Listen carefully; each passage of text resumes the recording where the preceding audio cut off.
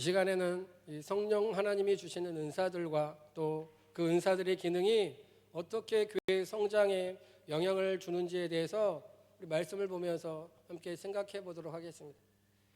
교회 성장학을 가르치는 교수들에게 이런 질문을 하면 이 땅에 수많은 교회가 다 성장할 수 있겠습니까? 질문을 합니다. 그러면 어떻게 대답할까요? 그렇지 않습니다. 성장하는 교회가 있겠지만 그 수가 많지 않을 겁니다. 이렇게 대답을 합니다. 또 어떤 교수님들은 교회 성장이 멈춘 지가 아주 오래 전입니다. 이렇게 대답도 합니다. 그러면 여러분에게 같은 질문을 드리겠습니다. 여러분, 우리 구월교회가 성장할 수 있을까요? 우와, 다시 물어볼게요. 다시 여쭤볼게요. 여러분, 우리 구월교회가 성장할 수 있겠습니까? 성장하겠는데요. 네, 성장할 수 있는 거예요. 믿음대로 된다고 했으니까. 우리 성장할 수 있는 이유를 말씀에서 한번 찾아보겠습니다. 자, 교회 행정학을 좀 공부해 보면 교회 성장에 대해서, 교회 조직에 대해서 두 가지를 알 수 있어요. 교회 조직은 이렇게 피라미드로 된 조직이 있고요. 동그랗게 원을 그리는 원형 조직이 있습니다. 자, 피라미드형 교회는 교회가 아주 뛰어난 지도자 한 사람을 리더십으로 해서 위계의 구조를 형성하고 권위와 결정권이 위에서부터 아래로 쭉 내려옵니다. 이 교회 조직이 피라미드형으로 이루어지게 된다면 한 사람이 성도 전체 요구를 충족해야겠죠. 그런데 피라미드형 교회는 위에서 아래로 쭉 내려갈수록 성도들의 수가 아주 많아지죠. 그렇기 때문에 그 성도들의 요구나 바람이 다 채워지기도 전에 수많은 사람이 잊혀지고 외면받게 되고 또 교회에서 사라지는 경우를 우리는 볼 수가 있습니다. 자, 반면에 원형교회를 한번 볼게요. 원형교회는 성도들이 요구하는 것을 교회 안에서 서로 채워갈 수 있도록 목회자를 중심으로 해서 동그라미를 그리면서 형성하게 됩니다. 그리고 성도의 증가에 대해서 제한이 없습니다. 언제든지 한 사람이라도 더 수용할 수 있게 되죠. 그렇게 되면 더 많은 성도의 요구를 듣고 그 요구를 수용하고 채워줄 수 있다는 거죠. 자, 원형교회를 성경 안에서 찾아보면 바울과 바나바를 통해서 공동체가 지도받았던 이 선교 중심적인 교회가 있어요. 그 교회는 안디옥 교회입니다. 또 한 교회를 찾아보면 다양한 은사들이 조화를 이루었던 고린도 교회가 있죠. 사도행전 2장 41절 말씀을 보면 그 말을 받은 사람들은 세례를 받음에 이날에 신도수가 3,000이나 더하더라. 자, 이 말씀을 보면 최초의 교회에는 성도의 수가 하루에 3,000명씩 등록을 하고 말씀을 들은 사람이 3,000명이 세례를 받았다라는 사실을 우리가 알 수 있죠. 자, 두 번째로 사도행전 4장을 보겠습니다. 4장 4절에 말씀을 들은 사람 중에 믿는 자가 많으니 남자의 수가 약 5,000이나 되었더라. 사도행전 4장에 가면 말씀을 듣고 하나님을 영접하고 믿은 남자의 수가 5,000명이라고 합니다. 이 5,000명의 수는 어린아이와 여자가 포함이 안 된 수잖아요. 그럼 몇 명이나 되겠어요? 2, 3만 명이 된다는 얘기죠. 초대교회는 엄청 대형 교회였던 것 같습니다. 그리고 지상에 세워진 첫 번째 교회가 예루살렘 교회인데요. 그 교회는 이 시대처럼 한 사람이 담임 목회자가 아니었습니다. 모든 것을 한 사람이 총괄하는 것이 아니라 12명의 사도들이 모두 담임 목회자가 되어서 함께 교회를 감독하고 관리하고 운영했다는 거죠. 예루살렘 교회는 12명의 사도가 공동으로 함께 사역에 집중하고 서로 연합하고 서로 노력한 결과로 많은 사람이 모이는 교회로 성장할 수 있었다는 거죠. 자, 그러면 이제 이런 생각이 드는 분들이 이 자리에 계실 거예요. 자, 우리 교회가 초대교회처럼 예루살렘 교회처럼 목회를 한다면 이 21세기에 수적인 부흥을 이루는 교회가 될 수 있겠네요. 이런 생각하시는 분이 계실 거라는 거죠.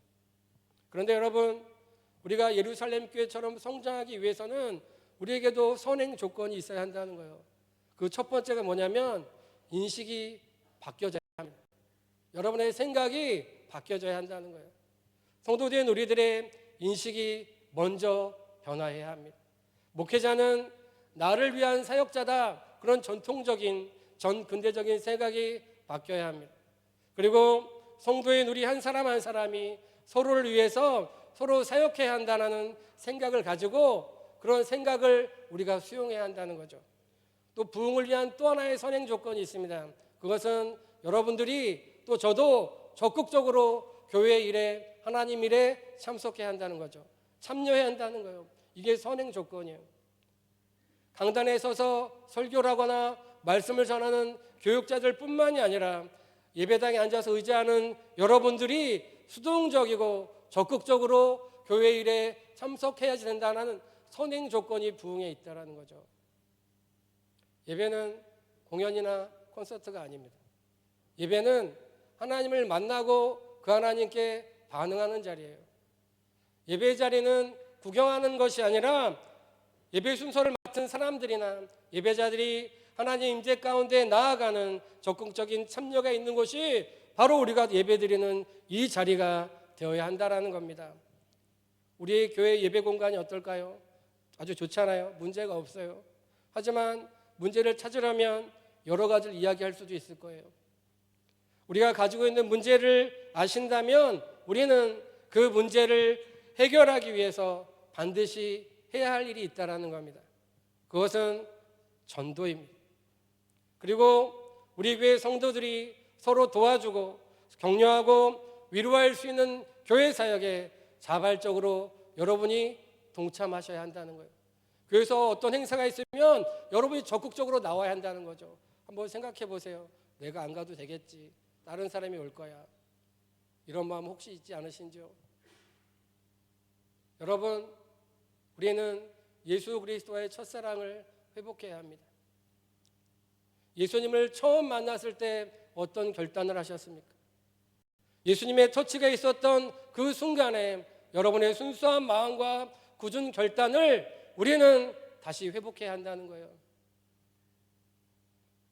옛날 생각으로 생각이 멈춰 있으면 안 된다는 겁니다.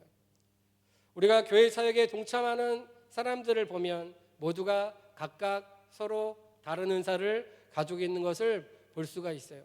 그리고 모든 성도들이 자신들이 받은 은사를 우리 교회를 위해서 기쁨을 가지고 사용할 때에 우리 교회가 성장할 수 있다는 거죠.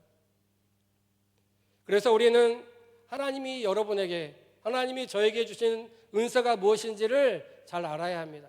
그리고 그렇게 한 은사를 가지고 하나님의 성령이 주신 그 은사대로 교회를 함께 사역하면서 교회를 세워가야 한다는 것이죠. 오늘 본문 로마서 12장 3절부터 8절에 보면 은사가 기록되어져 있어요.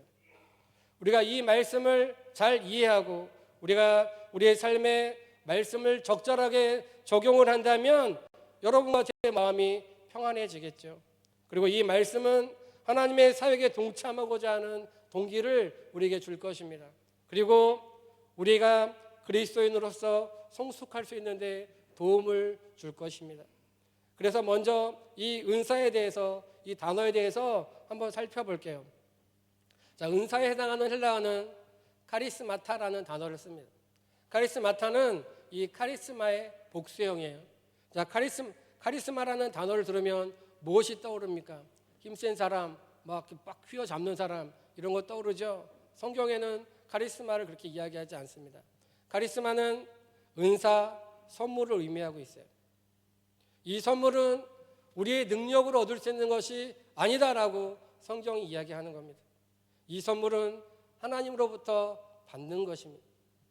은사는 이렇게 하나님이 주시는 것인데 우리는 은사와 재능을 또 구분할 수도 있어야겠죠.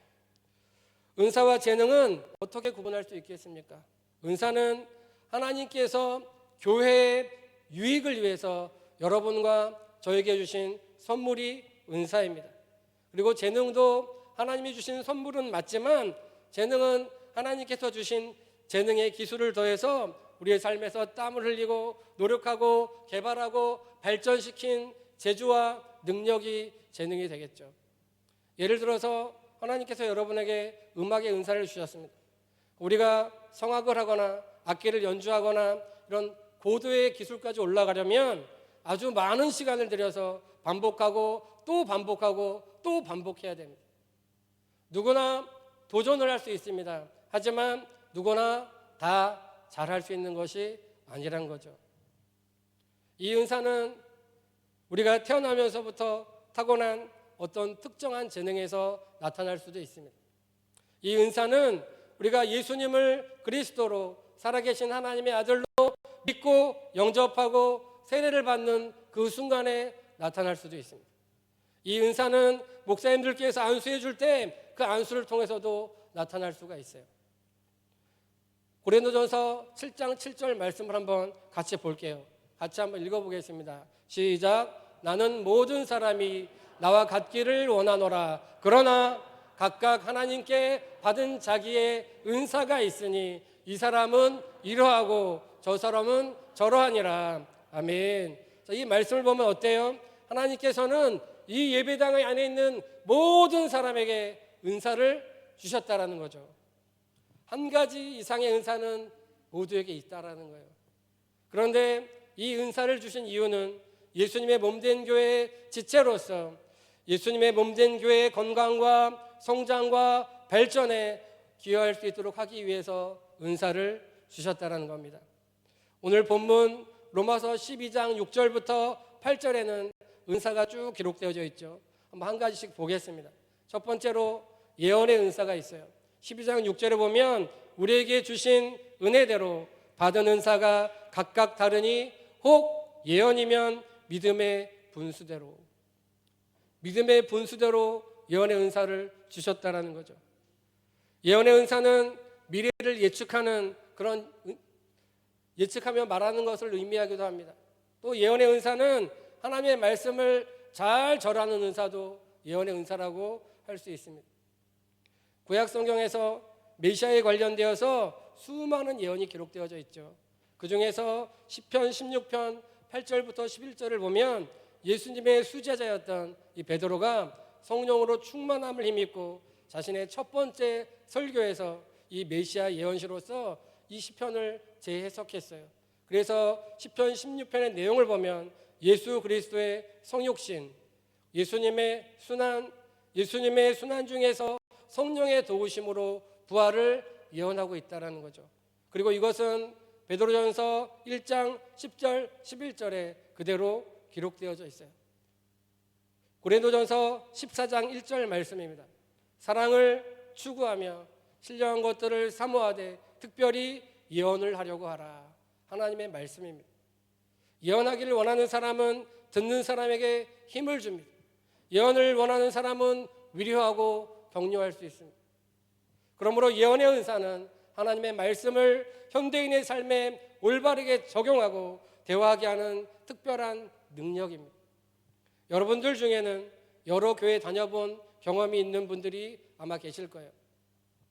어떤 교회에서는 강단에 서 있는 목사님이나 전도사님들이 설교에 은사가 없는 것처럼 느껴지는 경우가 때로는 있다라는 거죠. 하지만 그분들은 성경에 대한 지식을 많이 소유하신 분들입니다.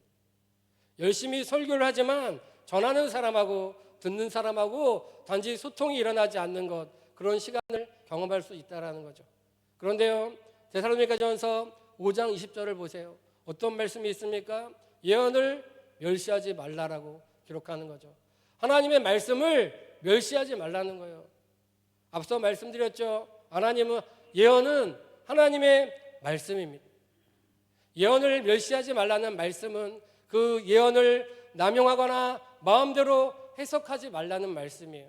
그러므로 예언을 멸시하지 말라는 이 말씀은 하나님의 말씀인 이 성경을 남용하거나 자기 마음대로 막 해석하면 안 된다라는 말씀이죠. 재미가 없고 은혜가 없고 책을 읽는 것 같은 설교라고 할지라도 하나님의 말씀을 그대로 전하는 설교라면 그 말씀을 멸시하지 마시고 여러분의 마음에 새기시기 바랍니다. 아멘. 이게 하나님의 말씀인 거예요. 그리고 여러분 성도들은 성경 말씀을 사랑해야 합니다. 왜냐하면 성경은 하나님의 계시를 영감으로 기록한 하나님의 말씀입니다. 그리고 교훈과 책망과 바르게 함과 의로 교육하기에 유익한 것이 성경 말씀이기 때문에 그렇습니다. 또 성경에는 진리가 있습니다. 성경에는 생명이 살아 역사하셔서 구원에 이르게 하는 능력이 이 성경책 안에, 이 말씀 안에 담겨 있다라는 거예요. 말씀을 소중히 하시기 바랍니다. 성경을 소중히 하시기 바랍니다. 그러므로 하나님의 말씀을 사랑하는 것, 그것은 하나님을 사랑하는 것입니다. 성경 말씀을 사랑하는 것은 여러분 자신을 사랑하는 것이라는 거예요. 전하는 말씀이 올바르게 들리게 하시고 정확하게 전달되게 해주십시오. 제 기도 제목입니다. 설교자는 늘 하나님께 기도하면서 예언의 은사, 말씀의 은사를 구해야 하는 거예요.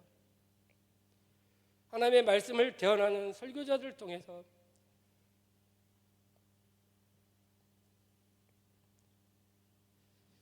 이 전해지는 하나님의 말씀이 저와 여러분의 생활에 이루어져야 합니다. 그리고 병든 영혼이 치유받고 삶의 문제가 해결이 되고 죽었던 영혼이 살아나는 그 역사가 이 예배 자리에 있어야 한다는 겁니다. 두 번째는 성령의 은사 중에서 섬기는 은사가 있어요. 섬기는 일이면 섬기는 일로 하라고 말씀하시죠. 섬기는 은사는 교회의 필요를 채워주는 능력을 의미하고 있어요. 섬기는 은사를 가진 사람은 교회가 요구하는 일을 얼마나 그게 큰지 작은지 상관없이 그냥 기쁨으로 그 일을 감당하는 사람이에요. 따라서 예언의 은사와 섬김의 은사에는 아주 극명한 대조가 있습니다. 말씀을 전하는 예언의 은사는 이렇게 회중 앞에서 말씀을 전하기 때문에 막 다 보여요. 하지만 섬길 땐 어때요? 아무도 모르게 은밀하게 하죠.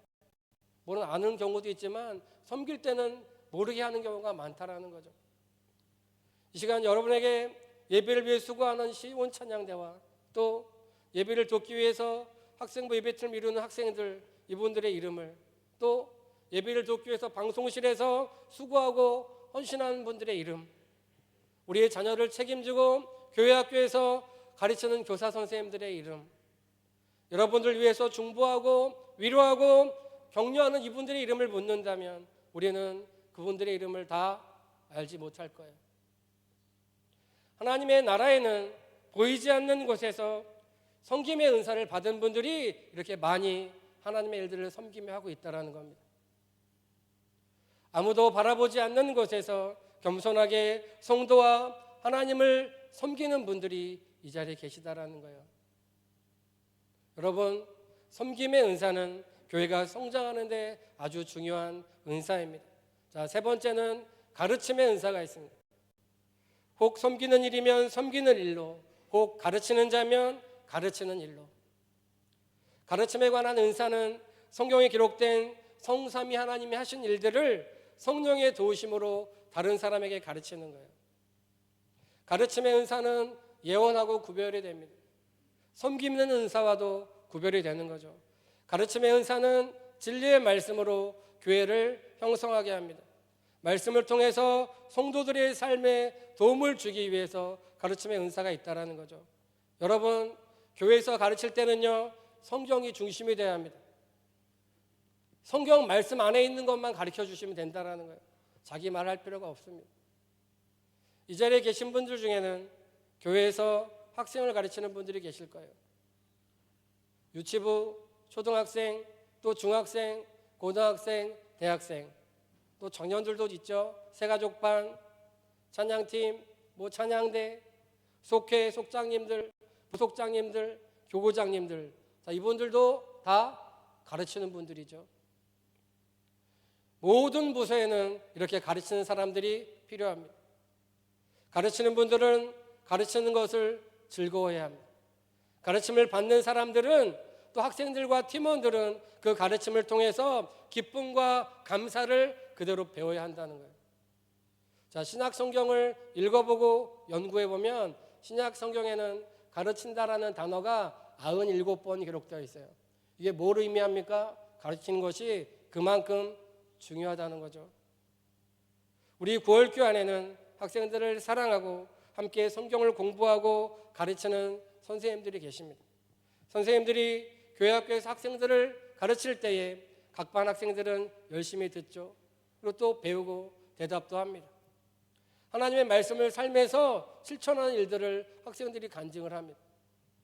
말씀을 듣고 이런 일을 삶에서 실천했어요. 학생들도 선생님들도 하나님의 말씀을 통해서 신앙이 같이 성장한다라는 거죠. 우리 고을교회 안에서 하나님의 교훈을 받은 학생들이 이 나라 대한민국과 이 지역과 사회와 교회와 세계 속에서 하나님의 일꾼들로 사용되어지기를 예수 그리스도의 이름으로 축원합니다. 아멘. 자, 네 번째는 위로의 은사가 있습니다. 혹 위로하는 자면 위로하는 일로. 우리 중에 어떤 분들은 실망과 좌절로 인해서 고통 가운데 계신 사람들을 위로하면서 일으켜 세워주고 힘도 주고 그런 마음을 가진 은사를 가진 분들이 계십니다. 위로의 은사를 가진 분들은 그 상대방의 마음속에 들어가죠. 그 마음속에 들어가서 상대방의 마음을 이해하고 그 사람이 가장 필요한 말이 무엇인지, 그 사람이 어떤 격려를 해야 할지를 금방 알아채면서 그 사람에게 힘을 주고 그 사람에게 격려합니다. 그 사람의 기분을 만져준다는 거죠. 이번 학생부 여름 캠프에서 이 저녁 집회 시간이 있었어요. 선생님들을 위해서 기도해 주는 시간이 있었습니다. 교회마다 동그랗게 모였어요. 앞에서 기도 인도하는 분이 학생들 안에 선생님들이 들어가라고 그렇게 얘기를 하더라고요. 그래서 선생님들과 제가 그 안에서 무릎 꿇고 머리를 숙이고 있었어요. 두 손을 모으고 학생들에게 축복 기도를 했죠. 그러던 중에 학생들이 제 어깨에 손을 대고 등에 손을 대고 기도하고 또 어떤 누군가는 제 손을 잡고 기도하는 거였어요. 제 손을 잡고 기도할 때에 마음에 감동과 위로와 평안이 임했습니다. 어떤 소리도 들리지 않았지만 제 몸에 손을 대고 제 손을 잡고 기도하는 그 순간 하나님의 사랑과 하나님의 손길이 그대로 전달이 되었다는 거죠. 여러분, 위로의 은사는 아무런 말이 없어도 상대방의 마음을 공감하고 상대방과 함께 울고 함께 기뻐하고 함께 기도하고 함께 손 내밀고 함께 안아주는 것만으로 상대방에게 힘을 주고 그 마음을 만져주고 희망을 갖게 하는 능력이라는 거예요. 이 능력이 여러분의 소유가 되시기를 간절히 바랍니다. 아멘. 자, 다섯 번째는 구제하는 은사가 있습니다. 자, 구제를 하는데 성실함을 하라고 말씀하고 있어요. 우리 중에 어떤 사람은 돈을 아주 잘 버는 분이 계실 거예요. 돈 버는 능력이 있는 분이 계신 거죠. 만지는 것마다 다 황금으로 바뀌고 투자하는 것마다 잘 돼서 부유한 삶을 사는 분들이 계실 거예요. 이런 은사들은 여러분들이 또 저도 마찬가지고 흠모하는 은사입니다. 이런 은사를 가진 그리스도인들은 자신들이 가지고 있는 것들을 잘 투자해서 그것으로 돈을 벌어서 그 돈으로 하나님의 영광을 위해서 사용할 수 있어야 한다는 거예요. 우리 교회 성도님들 중에서 성실하게 하나님이 세우시는 큰 부자들이 일어나셔서 어려운 것과 사람들을 돌보면서 교회와 하나님 나라를 위해서 사용되어지시기를 간절히 소망합니다. 아멘. 자, 여섯 번째는 다스리는 은사입니다. 다스리는 자는 부지런함으로 하라고 말씀하고 있죠. 다스리는 은사는 하나님의 사업을 위해서 목표를 설정하는 능력입니다. 이와 더불어 다스리는 은사는 사람들이 하나님의 영광을 위해서 화합하고 자원하게 하면서 하나님의 이름을 높이고 하나님을 일을 위해서 함께하도록 돕고 격려하는 능력입니다. 다스린다라는 의미의 헬라어의 뜻을 보면 선두에 서 있는 거예요.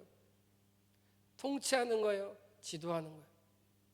이렇게 성경에서 이 다스림의 의미를 갖고 있는 단어를 찾아보면 다스림은 주로 교회에서 발견할 수 있어요. 또 다스림은 여러분의 가정에서 발견할 수 있다는 거예요.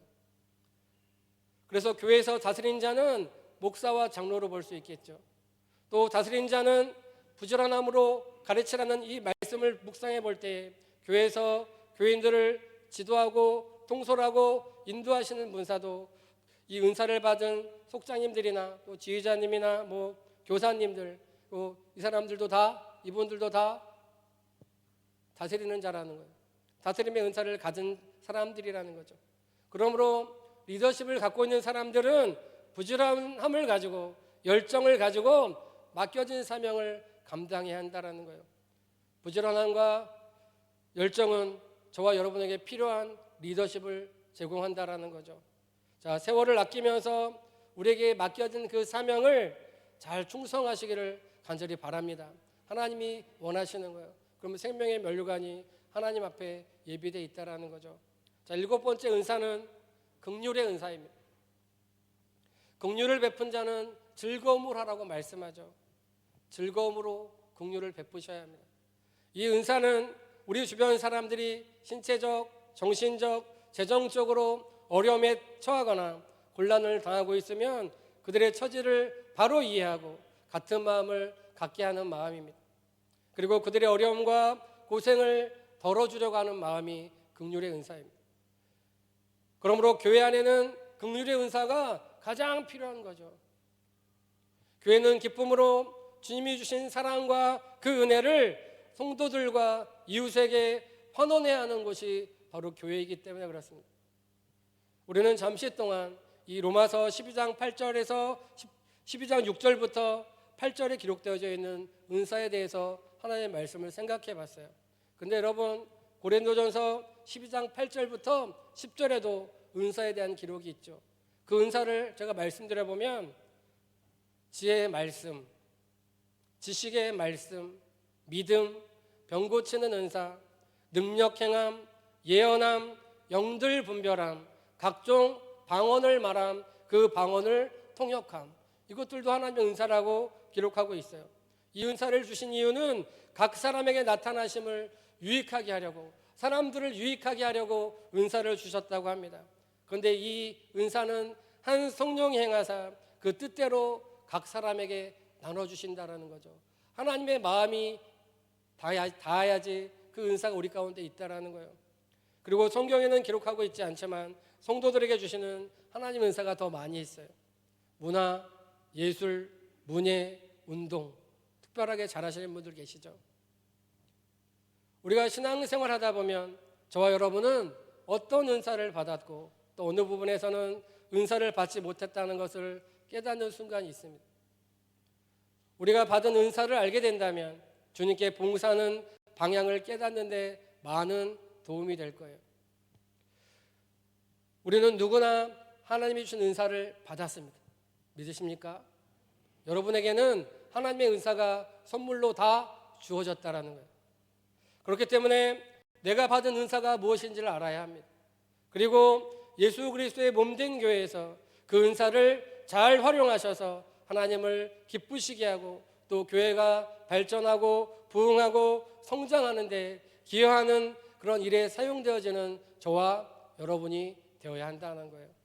자, 그러면 이제 성령 하나님께서 저와 여러분에게 은사를 주신 목적이 무엇인지 한번 결론으로 찾아가 보겠습니다. 첫 번째는 교회를 강화하기 위해서 성령의 은사를 우리 가운데 주셨다라는 거예요. 로마서 12장 4절 5절을 제가 한번 읽어볼게요. 보이시면 같이 한번 읽어볼까요? 시작. 우리가 한 몸에 많은 지체를 가졌으나 모든 지체가 같은 기능을 가진 것이 아니니 이와 같이 우리 많은 사람이 그리스도 안에서 한 몸이 되어 서로 지체가 되었느니라. 아멘. 한 몸을 이룬 지체가 저와 여러분입니다. 제 오른쪽 눈은 교정이 안 되는 눈입니다. 초등학교 시절에 야구를 하다가 공에 맞아서 이 치료를 받아야 되는데 때를 놓쳤어요. 그래서 너무 어렸을 때 무서워서 부모님께 말씀도 못 드리고 병원에도 안 갔어요. 그게 세월이 막 흘러왔죠. 그러다가 몇 년 전부터 잘 보이던 눈이 이 노화가 돼서 시력이 안 보이게 됐어요. 잘. 그래서 안경을 쓰기 시작한 지가 얼마 되지 않았습니다. 제가 이 말씀을 왜 드리냐면 이 한쪽 눈의 어려움을 한쪽 눈이 강화해 줬다라는 거죠. 아픔을 한쪽 눈이 도와준 거예요. 지금까지는 아무 문제 없이 건강하게 살았습니다. 이 신체 어려움을 신체가 도와주었기 때문에, 강화해 주었기 때문에. 그러면 교회 안에 있는 여러분들은 어떠신가요? 교회 안에 이렇게 수많은 지체들이 모여 있습니다. 그 지체들은 서로 상호 의존하고 협력해야 합니다. 따라서 성도들이 서로의 은혜를 나누지 않는다면 교회 지체들은 연약해질 겁니다. 하지만 성도들이 자기가 받은 성령의 은사를 확인하고 기쁨으로 서로 나누고 도우게 된다면 교회가 어떻게 되겠습니까? 교회는 강화되고 발전하고 부흥할 수 있다는 거죠. 그런데 교회 안에서 모든 주체가 이렇게 수고하는 것은 하나님께 드리는 이 예배를 은혜롭게 하고 교회의 발전과 부흥을 위해서 한다라는 거예요. 자, 9월교회 설립 74주년 예배를 드릴 때 찬양대와 교회학교 학생들과 청년들이 연합해서 예배팀을 구성했습니다. 그리고 먼저 삶에서 찬양하고 함께 모여서 찬양 드리고 하나님께 먼저 시간을 드리고 기도하고 준비했습니다. 이 이유가 무엇입니까? 하나님을 예배하는 곳에 은혜가 있고 하나님을 높이기 위해서였죠. 그런데 우리는 아무것도 수고하지 않고 모든 것이 당연히 제자리에 있는 것으로 생각합니다. 그러면서 예배 시간이 되면 자리에 왔다가 예배 시간이 끝나면 그냥 여러분의 집으로 각자 돌아가죠. 여러분, 의자와 강대상을 닦는 분들이 계셔요. 꽂고지 않은 사람들도 계십니다. 마이크를 점검하고 음향을 체크하고 조명을 세팅하고 자막을 점검하고 찬양을 준비하고 예배를 위한 모든 것을 준비하고 점검하는 분들이 계십니다. 이분들이 누구일까요? 또 교회 출입문 앞에서 주보를 나눠주면서 밝은 얼굴로 환영하는 분들도 계십니다. 교회 주의 마당을 정리하고 교회 주차장을 쓸고 닦습니다. 주차를 돕습니다. 또 교회 차량을 운행하는 분들도 계시죠. 교회학교 예배실을 정리하고 교회를 위하여 섬기는 일을 하시는 분들이 계시다는 거예요. 이분들이 누구십니까? 커피와 여러 가지 차들을 준비합니다. 점심 식사를 준비합니다. 이분들이 누구십니까? 이분들은 때로는 교회에 보이지 않는 곳에서 봉사하면서 우리 교회의 예배가 은혜롭게 드려지고 우리 교회를 방문하는 사람들이 교회가 따뜻하게 느껴지도록 돕고 교회가 성장하고 부흥할 수 있도록 돕는 여러분들이 되어야 합니다. 베드로전서 4장 10절 말씀이에요. 한번 같이 읽어볼게요. 시작. 각각 은사를 받은 대로 하나님의 여러 가지 은혜를 맡은 선한 청지기 같이 서로 봉사하라. 아멘. 이 말씀대로 봉사하시기 바랍니다. 하나님의 말씀입니다. 여러분, 이 말씀은 말씀대로 청지기 같이 주님의 몸된 교회를 위해서 봉사하라고 명령하시는 거예요. 이 말씀은 우리가 주님이 주신 성령의 은사를 사용하면 예수 그리스도의 몸된 교회가 강건해지고 성장하고 발전하고 부흥한다라고 교훈하고 있다라는 거예요. 여러분, 봉사는 교회 부흥의 힘이 된다라는 겁니다. 자, 두 번째는 수용해야 되는 거예요. 겸손하게 우리 자신을 수용할 수 있어야 합니다. 로마서 12장 3절 말씀, 마땅히 생각할 그 이상의 생각을 품지 말라. 이게 무슨 말이에요? 이 말씀은 우리가 받은 성령의 은사를 가지고 교만하지 마십시오라고 얘기하는 거예요. 대부분의 사람들은 친한 사람들의 숫자를 물어보면 4명, 5명, 6명쯤 됩니다. 또 재미있는 것은 대부분의 남자들은 자기가 대단히 잘생겼다라고 생각한다는 거죠. 또 대부분의 여자들은 자기가 세상에서 제일 예쁘다고 생각합니다. 맞죠? 100%짜리가 하나 또 있어요. 대부분의 부모님들은 자기 집의 아이들이 가장 잘생기고 훌륭하고 뛰어나다라고 생각합니다. 맞죠? 자, 로마서 12장 3절을 다시 한번 볼게요. 오직 하나님께서 각 사람에게 나눠주신 믿음의 분량대로 지혜롭게 생각하라. 이 의미는 뭐냐면 이 말씀의 의미는 내가 받은 은사가 무엇인지 그 은사의 크기가 아주 크든지 작든지 정직하고 공정하게 평가하라 이렇게 얘기하는 거예요. 따라서 우리에게 있는 성령의 은사가 무엇인지를 이해할 때에 우리의 은사가 주변 사람의 은사와 다르다라는 것을 알게 되겠죠. 이렇게 되면 우리는 비로소 우리 자신을 다른 사람과 비교하는 것을 멈추게 될 것입니다. 남을 부러워하고 시기하는 것을 멈추게 된다라는 거예요. 교회 안에서 일어나는 모든 경쟁이 다 사라지겠죠. 왜냐하면 우리의 자존감이 은사를 통해서 이만큼 높아지기 때문에 그렇습니다.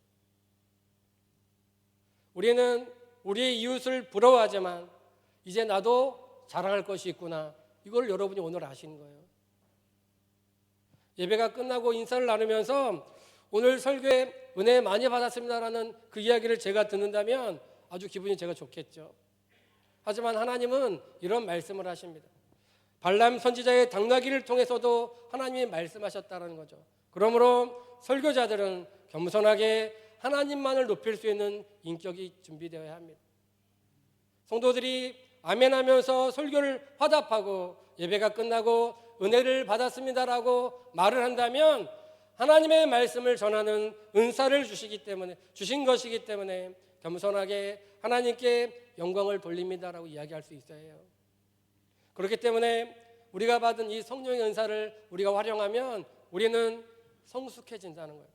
겸손해진다는 거예요.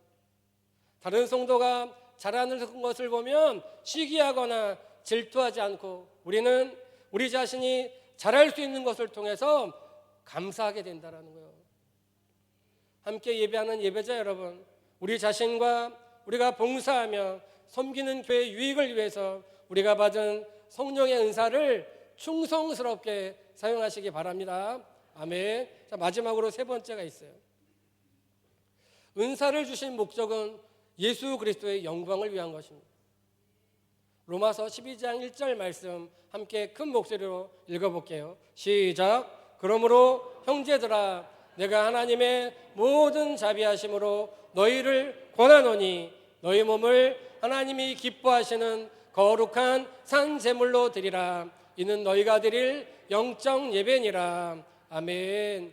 이 말씀은 저와 여러분이 성령의 은사를 사용하는 것은 하나님께 예배 드리는 이 행위를 통해서 하나님께 영광을 돌리는 거예요.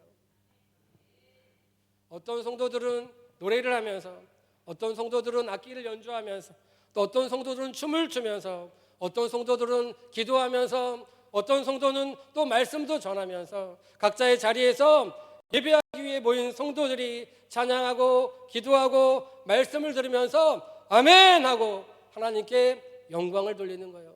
자, 말씀 한번 볼게요. 고린도후서 1장 20절 같이 읽어볼게요. 시작.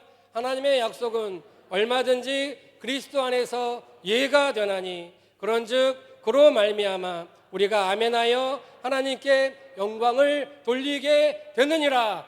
아멘. 아멘이 영광인 거예요. 그러니까 찬양할 때도 설교를 들을 때도 마음에 팍 오면 아멘 이렇게 할 수 있어야 되는 거예요. 아멘은 우리의 믿음을 굳건하게 합니다.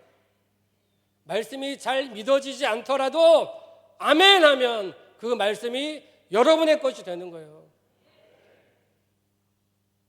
교회는 장례식이 많아요.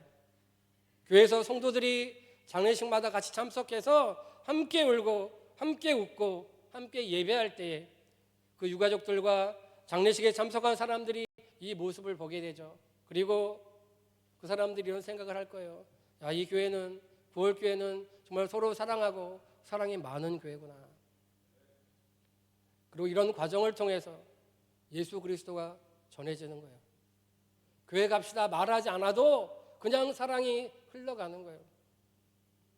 우리 주위를 둘러보십시오. 나라의 경제적 위기 속에서 굶주리는 사람들이 있습니다. 노숙하는 실직자들이 있어요. 그리고 질병과 고난으로 고생하는 사람들에게 우리가 그렇게 도움을 베푼다면 세상이 우리의 손길을 기억한다는 거예요. 그리고 그 기억은 하나님께 영광 돌리는 행위로 변화된다는 겁니다. 여러분들은 꿈이 있으십니까? 꿈이 있으신 분은 한번 해볼까요? 꿈이 있으십니까? 꿈 꿔야 합니다. 저에게도 꿈이 있습니다. 하나님의 도우심으로 우리가 받은 이 성령의 은사를 자유롭게 마음껏 사용하면서 초대교회처럼 말씀을 선언할 때에 부흥이 일어나고 귀신이 떠나가고 병자가 치유함을 받고 또 성도들의 쓸 것을 아끼지 않고 서로 나누며 초대교회의 영성이 다시 회복되는 것, 이것이 저의 꿈입니다. 베드로전서 4장 11절 말씀입니다. 같이 한번 또 읽어볼게요. 시작. 만일 누가 말하려면 하나님의 말씀을 하는 것 같이 하고 누가 봉사하려면 하나님이 공급하시는 힘으로 하는 것 같이 하라. 이는 범사에 예수 그리스도로 말미암아 하나님이 영광을 받으시게 하려 함이니 그에게 영광과 권능이 세세에 무궁하도록 있느니라. 아멘. 우리가 말할 때 하나님이 말씀하시는 것 같이 하라고 말씀하셨어요. 우리가 봉사할 때에 하나님이 공급하시는 것처럼 봉사라고 말씀하고 있습니다. 하나님이 주신 꿈을 꾸며 기도하며 하나님께 영광을 돌리는 이 예배가 이 시대의 이 자리에서 계속 일어나기를 간절히 소망합니다. 아멘. 그렇다면 마지막 질문이 되겠죠. 이 시대의 구월교회에 다시 부흥이 일어날 수 있겠습니까? 이 질문에 아멘 하셨습니다. 여러분은 전도하셔야 되는 거예요. 우리 교회 성도님들이 하나님으로부터 이 받은 성령의 은사를 잘 알고 그 성령의 은사를 효과적으로 활용한다면 우리는 잃어버린 사람들을 찾게 될 거예요. 그리고 생명을 잃었던 사람들에게 그 생명을 돌려주게 된다는 거죠. 상처받은 사람들을 치유하게 됩니다. 하나님이 이 지역사회에 영향력을 주시고 하나님이 영광받게 된다는 거예요. 그리고 우리 주변의 사람들이 은혜를 사모하면서 하나님을 자랑하고 구월교회를 자랑하면서 다시 구월교회로 돌아오는 그 예배를 사모하며 돌아온 일이 있을 거라는 거죠. 그렇기 때문에 예배에 생명을 다해야 하는 겁니다. 사랑하는 여러분, 하나님이 주신 비전을 우리의 가슴에 새기고 선언하며 꿈을 꾸며 사시기 바랍니다. 그러면 하나님은 반드시 그 꿈을 이루어 주실 거예요. 하지만 우리가 이 사명을 완수하기 위해서 저와 여러분은 성령의 도우심을 반드시 받아야 한다는 거죠. 사도행전 2장 38절 말씀 읽고 오늘 말씀을 마치겠습니다. 같이 읽어볼게요. 베드로가 대답하였다. 회개하십시오. 그리고 여러분 각 사람은 예수 그리스도의 이름으로 세례를 받고 죄 용서를 받으십시오. 그리하면 성령을 선물로 받을 것입니다. 아멘. 회개하고 세례를 받고 주 앞에 용서하며 나아갈 때에 하나님은 은사를 성령을 선물로 주신다라고 약속하셨습니다. 우리가 이렇게 이 말씀을 기억하면서 하나님의 영광을 위해서 사용되어지는 그런 삶이 되시기를 예수 그리스도의 이름으로 간절히 축원합니다. 아멘. 기도하겠습니다. 살아계신